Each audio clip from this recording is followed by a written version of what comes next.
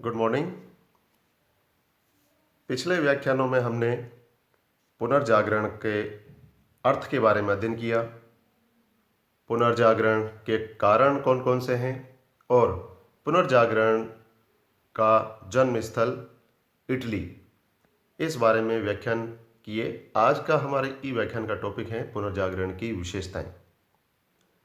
जैसा कि पुनर्जागरण के नाम से ही स्पष्ट है कि इसमें तर्क पर विशेष बल दिया गया था, प्रयोग पर विशेष बल दिया गया था और मानववाद का समर्थन की इसमें बात कही गई थी। इसका अर्थ जब हमने समझा था, तो आज का हमारा टॉपिक है विशेषताएं पुनर्जागरण की, जिसमें सबसे जो पहली और मुख्य विशेषता है वह है तर्क पर बल।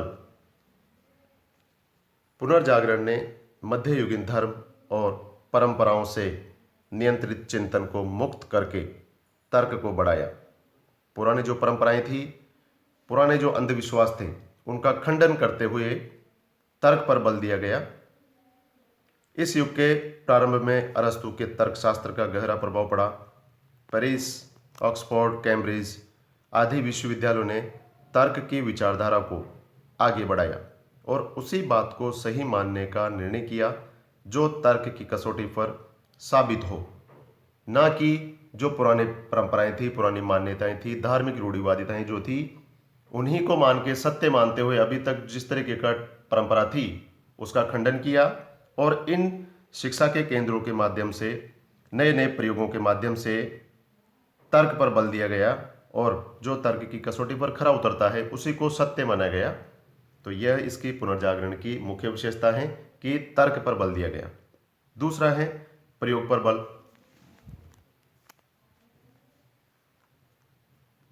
इस काल में विचारों की पुष्टि के लिए प्रयोग का महत्व बढ़ा। इस भावना का संकेत एक अंग्रेज रोजर बेकन की रचना आपस मैश के उद्धरण से मिलता है, जिसमें उन्होंने कहा है कि हम ज्ञान दो प्रकार से प्राप्त करते हैं, वाद विवाद तथा प्रयोग द्वारा। वाद विवाद से प्रश्न का अंत हो जाता है और हम भी उस पर सोचना बंद कर देते हैं, किंतु इसमें प्रमाण नहीं होते हैं। इससे न तो संदेह समाप्त होता है और न ही मस्तिष्क को शांति प्राप्त होती है। यह बात तब तक नहीं होती जब तक कि अनुभव एवं प्रयोग द्वारा सत्य की प्राप्ति नहीं होती। वस्तुतः रोजर बेकन प्रयोगात्मक खोज प्रणाली का अग्रदूत था। प्रयोग के आधार पर ही गैलीलियो ने कोपरनिकस के सिद्धांत को अकाट्य साबित कर दिया। तो इस प्रकार से प्रयोग के माध्यम से जो बात सत्य साबित होती है उसी को माना गया और प्रयोगों पर बल दिया गया। जो चीज़, जो बात, जो तथ्य प्रैक्टिकली प्रूव होते हैं उन्हीं को सत्य माना गया। तो यह एक पुनर्जागरण की मुख्य विशेषता थी कि पुनर्जागरण में प्रयोगों पर बल दिया गया। तीसरी जो मुख्य विशेषता है पुनर्जागरण की, वह है मानववाद का समर्थन। पुनर्जागरण की एक प्रमुख विशेषता है यह, जिसमें इसका अर्थ है मानववाद का, कि मानव जीवन में रुचि लेना, मानव की समस्याओं का अध्ययन करना, मानव का आदर करना, मानव जीवन के महत्व को स्वीकार करना तथा उसके जीवन को सुधारने और समृद्ध एवं उन्नत बनाने का प्रयास करना। अर्थात मानववाद में केवल और केवल मानव जीवन के बारे में सोचा गया है। मानव जीवन को आप किस प्रकार से आनंदमय बना सकते हो, मानव जीवन से जुड़ी हुई जो भी समस्याएं हैं उनको किस प्रकार से दूर किया जा सकता है और एक मानव दूसरे मानव का सम्मान करे, आदर करे और उसका महत्व को स्वीकार करे, इस प्रकार की बात मानववाद में कही गई है। प्राचीन यूनानी साहित्य में जीवन के प्रति एक विशेष रुचि झलकती है, क्योंकि यूनानी लोग उस संसार में पूर्ण दिलचस्पी रखते थे जिसमें वे रहते थे, ना कि जिसको हमने कभी देखा ही नहीं और जिसके बारे में केवल एक काल्पनिक विचारधारा हमारे मन में बनी हुई है कि दूसरा एक और युग है जिसमें हमारे कर्मों के आधार पर उसको ये प्रतिफल मिलेगा। उस चीज़ को नकारते हुए वर्तमान में आप जहाँ पर रह रहे हो, जीवन यापन कर रहे हो, उसी को यथार्थ सत्य माना गया और उसी में रुचि लेने की बात कही गई। पुनर्जागरण युग में परलोक की अपेक्षा लौकिक रुचि को महत्व देने की विचारधारा को ही मानववाद कहा गया है। परलोक की मान्यता को बिल्कुल नकारा गया है और जिस लोक में आप रुचि ले रहे हो, जिसमें आप रह रहे हो, उसी के बारे में बात कही गई है और इसी को मानववाद कहा गया है। इससे मनुष्य के विचारों एवं कार्यों पर धर्म की बंधनकारी नीति के पतन का बोध होता है। यूनानी एवं रोमन शैली के अधार्मिक तत्वों, जिनकी मध्यकालीन युग में पूर्ण उपेक्षा की गई है, के प्रबल समर्थन एवं प्रोत्साहन द्वारा मध्यकालीन धार्मिक भावनाओं, दर्शन, कला और शिक्षा का सक्रिय विरोध किया गया। मानववाद के समर्थक मानववादी कहलाए। तो इसमें मानववाद के द्वारा धर्म के नाम से जो बंधनकारी शक्तियां थी, जो इंसान का जीवन जीने में भय उत्पन्न करती थी, उन सारे मान्यताओं का खंडन किया गया और उसी बात को सत्य माना गया जो प्रयोग की कसौटी पर खरी उतरे, तर्क की कसौटी पर खरी उतरे। इस प्रकार की बात मानववादी लेखकों के द्वारा उस युग में पुनर्जागरण काल में कही गई।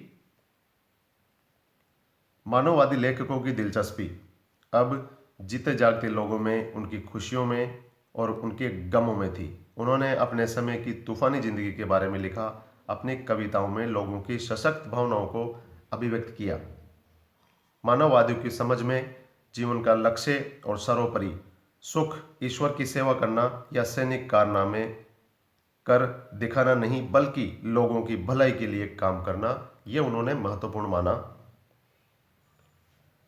मानववादी ऐसे सर्वतोमुखी, विकसित और सामंजस्यपूर्ण मनुष्य के सपने देखते थे, जिनमें सभी कुछ, तन, मन, भाव, भावना, यह सब सुंदर हो। तन भी सुंदर हो, मन भी सुंदर हो और उसका भाव भी सुंदर हो, उसकी भावना भी सुंदर हो। इस प्रकार की बात मानववादी लेखकों के द्वारा कही गई। मानववादी जनता को सुसंस्कृत बनाने के लिए प्राचीन रोमन एवं यूनानी साहित्य के अध्ययन पर जोर देते थे, जिसमें कि पेट्रार्क अग्रणी मानववादी था। पेट्रार्क को मानववाद का पितामह भी कहा जाता है। उसने अंधविश्वासों एवं धर्माधिकारियों की जीवन प्रणाली की खिल्ली उड़ाई। उसने परलोक चिंतन के बजाय इस लोक के जीवन को आनंद पूर्वक व्यतीत करने पर जोर दिया। किसने जोर दिया? पेट्रार्क ने, जो कि मानववाद का पितामह कहलाता है। यह सबसे अग्रणी मानववादी था, जिसने कि अंधविश्वासों और धर्माधिकारियों की जो जीवन प्रणाली है, जो धर्म के नाम पर बंधन बनाकर लोगों को अपना जीवन जीने से वंचित करते थे, उन सब का इसने विरोध किया। और जिस लोक में आप रह रहे हैं, उस लोक के जीवन का आनंद उठाने की बात पेट्रार्क के द्वारा कही गई। वह एक अग्रणी मानववादी था। वह मध्य युग की विचारधारा को समस्त अंकुशों से मुक्त करना चाहता था, जिसमें मनुष्य प्रकृति के निकट पहुंचकर नैसर्गिक आनंद प्राप्त कर सके।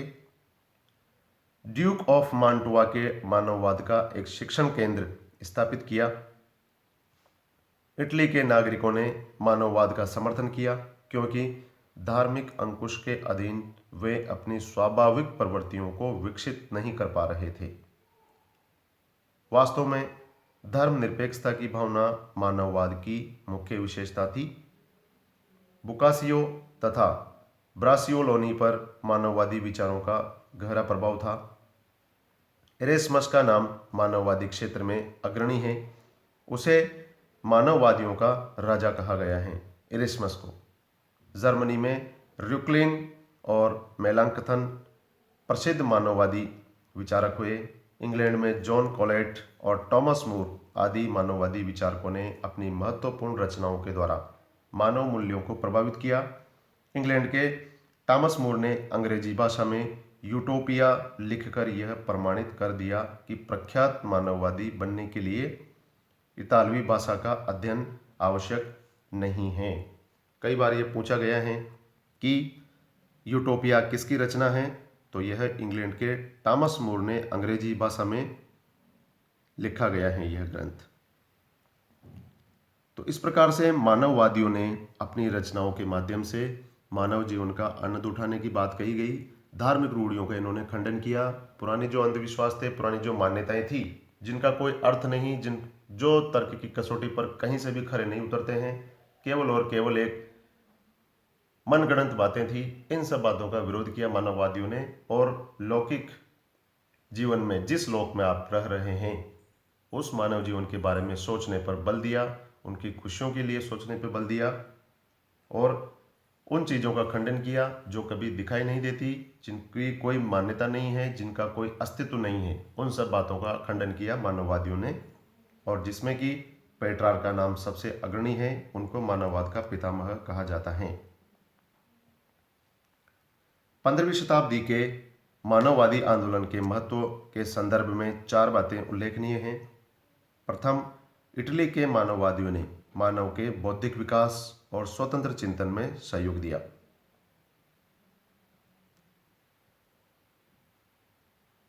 दूसरी है मानववादियों द्वारा की गई ग्रीक साहित्य की पुनः स्थापना ने चर्च के लेखों व साहित्य का स्थान ले लिया। और तीसरी जो मुख्य विशेषता है मानववादी आंदोलन की, वह है कि गद्य और पद्य में इस प्रकार की रचनाएं प्रारंभ हुई जिन्होंने वर्तमान साहित्य को प्रभावित किया। चौथी है, इटली के मानववादियों ने उस आलोचनात्मक दृष्टि को जन्म दिया जिससे ऐतिहासिक आलोचना का सूत्रपात हुआ, अर्थात उन सब बातों की उन्होंने आलोचना की या विरोध किया या खंडन किया जो तर्क की कसौटी पर या प्रयोग की कसौटी पर खरे नहीं उतरते थे, और उन्होंने मानववादियों के द्वारा कही गई बातों का उन्होंने समर्थन किया और उन सारी बातों को, तथ्यों को, प्रयोगों के आधार पर जो सत्य उतरती है, उन सब बातों को जनमानस तक पहुंचाया। गद्य और पद्य में भी रचनाएं की गई उनके माध्यम से।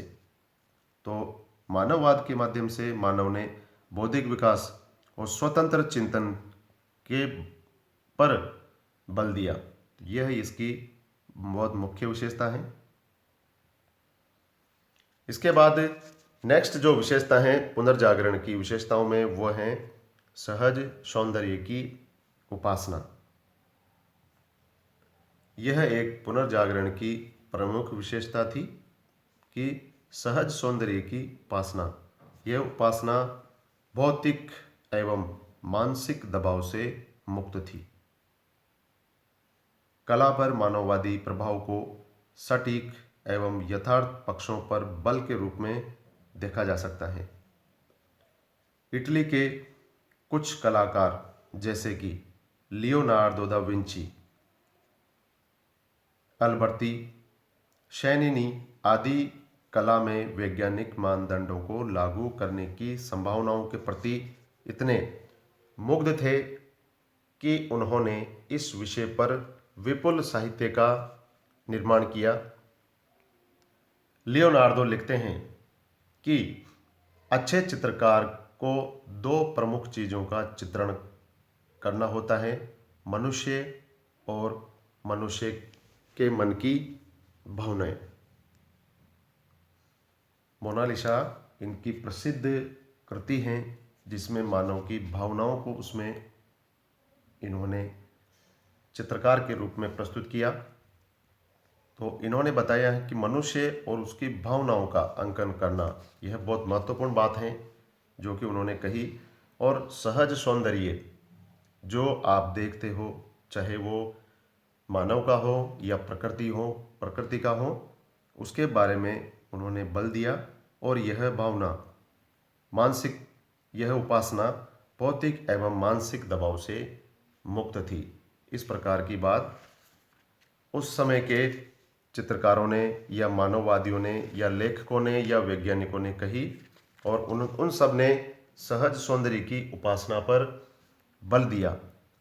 तो इस प्रकार से हमने देखा कि पुनर्जागरण की मुख्य विशेषताओं में सबसे पहले तर्क पर बल देने की बात कही गई, जिसमें ऑक्सफोर्ड विश्वविद्यालय, कैम्ब्रिज विश्वविद्यालय यहाँ पर शिक्षा के केंद्र थे, और उसी बात को सत्य माना गया जो कि तर्क की कसौटी पर खरी उतरे। प्रयोग पर बल दिया गया जिसमें कि जो बात प्रयोग के माध्यम से हमारे सामने सत्य साबित होती है उसी को माना गया। तीसरी जो मुख्य विशेषता है वह है मानववाद का समर्थन। मानववादियों ने, जिसमें कि पेट्रार्क अग्रणी थे, उन्होंने मानववाद का लोगों को पाठ पढ़ाकर अंधविश्वास एवं धर्माधिकारियों की जीवन शैली पर उन्होंने प्रश्न उठाए और उसका विरोध किया। उन्होंने कहा कि मानव जीवन में रुचि लेना, मानव की समस्याओं का अध्ययन करना, मानव का आदर करना, मानव जीवन के महत्व को स्वीकार करना तथा उसके जीवन को सुधारने और समृद्ध एवं उन्नत बनाने का प्रयास करना, ये सब मानववाद के अंतर्गत आता है। चौथी जो मुख्य विशेषता है वो है सहज सौंदर्य की उपासना, जो कि भौतिक एवं मानसिक दबाव से मुक्त थी और उन्होंने मानव की भावनाओं को, मनुष्य के मन की भावनाओं को और मनुष्य को चित्रण किया और इस प्रकार की भावनाओं को अन्य जनमानस तक पहुंचाया मानववादियों ने और वैज्ञानिकों ने और चित्रकारों ने अपनी लेखनी के माध्यम से, अपने चित्रों के माध्यम से, अपनी कला के माध्यम से।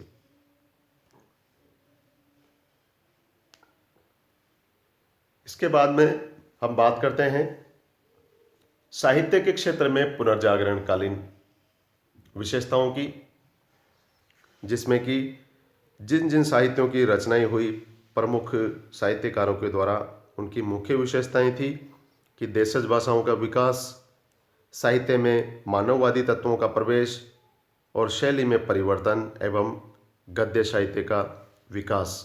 यह सब पुनर्जागरणकालीन साहित्य की प्रमुख विशेषताएं थी, जिनमें कि सभी लेखकों ने अपने अपने विचारों के माध्यम से धर्माधिकारियों की जीवन शैली पर प्रश्न उठाए, धार्मिक जो मान्यताएं थी या जो बाह्य आडंबर थे, अंधविश्वासपूर्ण जो रूढ़ियाँ थी, उन सब का विरोध किया और अपने लेखकों के माध्यम से, अपने साहित्य के माध्यम से तर्क एवं कसौटी पर जो खरी उतरती है उन सब बातों को जनमानस तक पहुंचाया और उनको मानने और समझने के लिए लोगों में प्रेरणा जागृत की और उनका मार्गदर्शन किया।